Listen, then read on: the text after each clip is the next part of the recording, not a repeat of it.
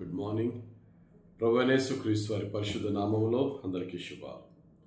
ఈరోజు మనందరి ఆత్మీయ ఆహారంగా దేవునిలో దేవుని బిడ్డలుగా జీవిస్తున్న మనము ఎక్కడికి వెళ్ళినా ఎక్కడున్నా దేవుడు మన నుండి ఆశిస్తున్న ఆ పరిశుద్ధత, ఆ ప్రేమ, ఆ నీతి యథార్థతలు ఎప్పుడూ కూడా కాలంతో, సమయముతో, సందర్భాలతో, స్థలంతో సంబంధం లేకుండా మనం నిత్యము దేవుని కొరకు ఫలిస్తూనే ఉండాలి అనే విషయాల్ని ఈరోజు మనం ధ్యానించుకుందాం. అంతే తప్ప స్వభావానికి విరోధంగా ఎప్పుడు కూడా మనం ఉండకూడదు. ఒకవేళ మన రక్షణను బట్టి, క్రీస్తులో మార్పు పొందిన మన జీవితాన్ని బట్టి మన యొక్క మారు మనసుకు తగ్గ ఫలము ఫలించకపోతే అటువంటి జీవితాన్ని ఎలా పోల్చేయడం బైబిల్లో మనం చూద్దాం.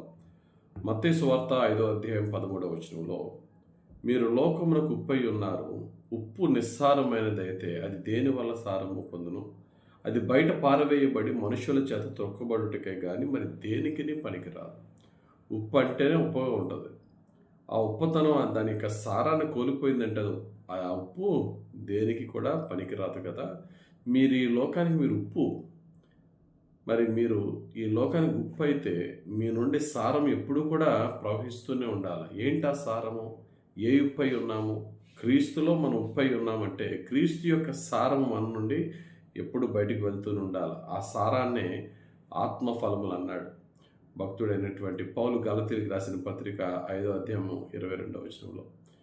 ఆ ఆత్మను మనలో దేవుడు పెట్టినప్పుడు, ఆ ఆత్మ మనలో ఫలించినప్పుడు దేవుని యొక్క ప్రేమ, దేవుని యొక్క మరి ఆనందం, దేవుని యొక్క సమాధానం, దేవుని యొక్క మంచితనము, దేవుని యొక్క మరి ఆశా నిగ్రహం, ఇవన్నీ కూడా మనలో ఉండాలి. ఉదాహరణకు చూడండి, యోసేపుని తీసుకుందాం.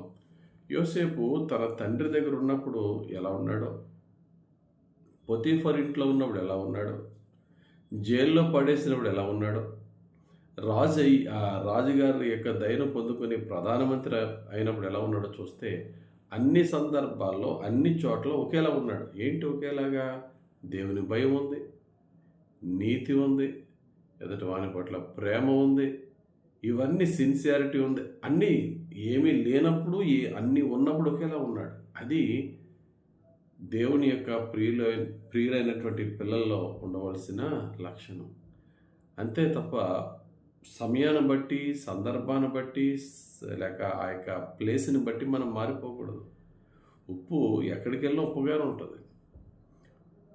ఏ కంట్రీకి వెళ్ళినా, ఏ చోటుకి తీసుకెళ్ళినా, ఏ అట్మాస్ఫియర్లో, ఏ వెదర్లో చూసినా దాని యొక్క టేస్ట్, దాని ఫ్లేవర్ ఒకేలా ఉంటుంది. యెషయా భక్తుడు దేవుడు యెషయా భక్తుని ద్వారా తన బాధను వ్యక్తపరుస్తున్నాడు. ఏమని వ్యక్తపరుస్తున్నాడంటే, నేను మంచి ద్రాక్షల కొరకు ఎదురు చూస్తే కారు ద్రాక్షలు ఎలాగొచ్చాయి అంటున్నాడు. యెషయా గ్రంథం 5:4లో, నేను ద్రాక్ష తోటను చేసిన దానికంటే మరి ఏమి దానికి చేయగలను? అది ద్రాక్ష పండ్లు కాయునని నేను కనిపెట్టినప్పుడు అది కారు ద్రాక్షలు కాయుటకు కారణమేమి? విత్తనం మంచిదే వేసా, చేయవలసిన పరిచర్య అంతా మంచిగానే చేశా. కాబట్టి దాని స్వభావానికి విరోధమైనటువంటి బిహేవియర్, దాని స్వభావానికి విరోధకరమైన చేదైన కారు ద్రాక్షలు ఎలా వచ్చాయి? దేవుడు మనకి ఇస్తున్న వాక్యం ప్రకారంగా, మనకిచ్చిన ఆయన రక్షణను బట్టి, ఆయన ఆత్మను బట్టి మన నుండి దేవుడు ఆశిస్తున్న ఫలాలు దేవుని కొరకు మనము ఎక్కడైనా, ఎప్పుడైనా, ఎవరి మధ్య అయినా ఆ ఫలాలు ఫలిస్తూనే ఉండాలి. దేవుని బిడ్డగా మనం మార్చబడిన తర్వాత మనం ఏంటో సమాజానికి తెలుసు. కాబట్టి పరిస్థితులను బట్టి మారిపోకూడదు. ఎప్పుడైనా సరే ఒకేలా ఉండాలి తప్ప మరి సృష్టికర్తను విడిచి సృష్టిని ఆరాధిస్తూ దేవునికి తమ హృదయంలో చోటుపోని ప్రజలట ఎలా ఉంటారట? స్వభావ విరోధంగా మారిపోతారట. రోమీయులకు రాసిన పత్రిక 1వ అధ్యాయం 26వ వచనంలో అంటారు, అందువలన దేవుడు తుచ్చమైన అభిలాషలకు వారిని అప్పగించెను, వారి స్త్రీలు సైతము స్వాభావికమైన ధర్మమును విడిచి స్వాభావిక విరోధమైన ధర్మమును అనుసరించిరి. వారి యొక్క స్వాభావికమైనటువంటి ధర్మం ఏంటో దాన్ని విడిచిపెట్టేస్తారట. వారి యొక్క ఒరిజినల్ నేచర్, ద రియల్ నేచర్ని విడిచిపెట్టి భిన్నంగా ప్రవర్తించి దేవుని చేత శపింపబడి భ్రష్టులు అయిపోతూ ఉంటారు. కాబట్టి ప్రియులారా, దేవుడు మనలను ఉప్పుతో పోల్చి ఉన్నాడు. ఉప్పు దాని సారాన్ని కోల్పోతే అది ఎందుకు పనికిరాదు. మనం ఏ స్థితిలో ఉన్నా, ఉన్నత స్థితిలో ఉన్నా, లేమి స్థితిలో ఉన్నా, అందరి మధ్య ఉన్నా, ఎవరు లేని చోట ఉన్నా, ఎక్కడున్నా దేవుడు మనల్ని చూస్తున్నాడు కనుక ఒకే విధంగా ఉంటూ ఎవరి చోటైనా సరే దేవుని మహిమార్థమైన ఫలాలే ఫలిస్తూ దేవుని చేత దీవింపబడదాం, దేవునికి మహిమ తెద్దాం. దేవుడు తన పరిశుద్ధ వాక్యం మన జీవితంలో నెరవేర్చును గాక. ఆమేన్. మహిమగల తండ్రి, ఇచ్చిన ఈ వాక్యం బట్టి వందనాలయ్యా.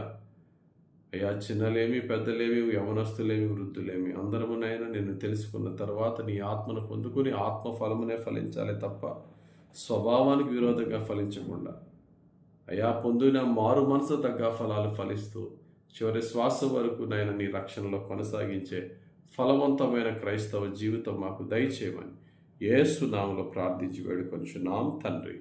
ఆమేన్. తండ్రి యొక్కయు, కుమారుని యొక్కయు, పరిశుద్ధాత్మ దేవుని అభిషేకము హెచ్చుగా మనల్ని అభిషేకించి మన చివరి శ్వాస వరకు యేసు క్రీస్తు కొరకు ఆయన కోరిన ఫలములతోనే మనల్ని ఫలింపజేసి దీవించును గాక. ఆమేన్.